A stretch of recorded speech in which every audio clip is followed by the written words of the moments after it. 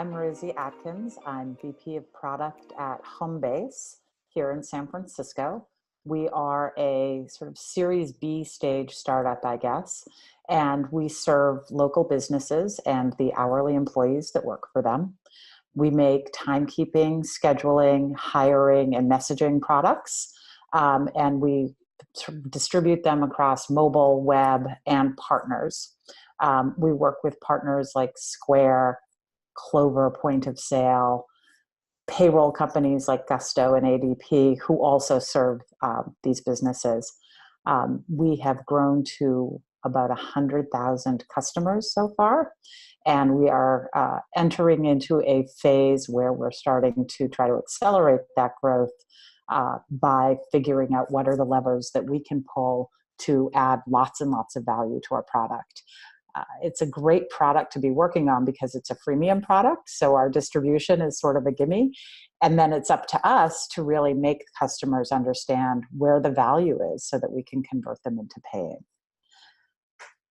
I've been working in product, I think, since about 1996. At that point, a friend of mine called me and said, I think that we can start a company together and get funding. And it was in the video space. And I, at the time, was running a chain of video stores in New England, and I was itching to get back to San Francisco. And so I said yes, and packed up the husband and baby and put renters in our brand new house and moved here. And I thought when I got here that I was going to be much more on the operations side, doing business planning, hiring, shipping, logistics, those sorts of things. And what we found pretty quickly as we grew was that the product wasn't keeping up with our ambitions or our growth. And I am a void filler, problem solver, and I jumped in with the engineering team and I said, what's the problem here? And they said, we never feel like we're building the right thing. And at the time, there was a practice called being a producer, but there wasn't really a product management practice. There was product marketing, there was project management, but there wasn't really a notion of a product practice. And I was lucky enough to be the person who jumped into the void with that role. And I really quite quickly, upon taking that on, felt like I had found the thing for me. It was really a great moment. That company, by the way, was called Real.com.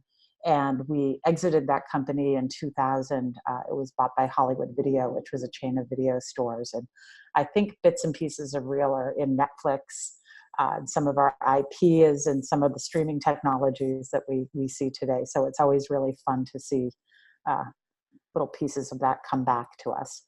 After that, I continued to work sort of figuring out how do you get better and better at delivering thoughtful user experiences. Worked as a consultant for some really big brands like Symantec, Google, Cisco.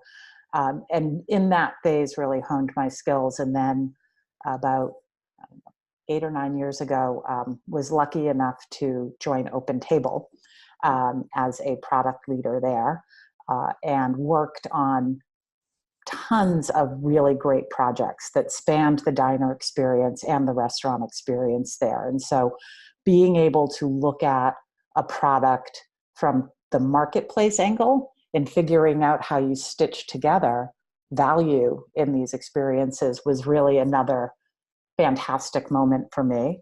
I left there and stayed in the restaurant space working on Breadcrumb Point of Sale, which at the time was owned by Groupon. And Groupon quickly decided they didn't want to be in the point of sale business anymore. So I took that to a company called Upserve, which had a lot of software that was purpose built for restaurants, and it was a great fit. And then about a year and a couple of months ago, made the leap over here to Homebase, where again, we serve lots and lots of restaurants. It's not our sole line of business, but there are many, many restaurants that we do a great job delivering value to. And the fun fact about me is that here I am in my 50s working in restaurants, and I started working in restaurants when I was, I think, 7.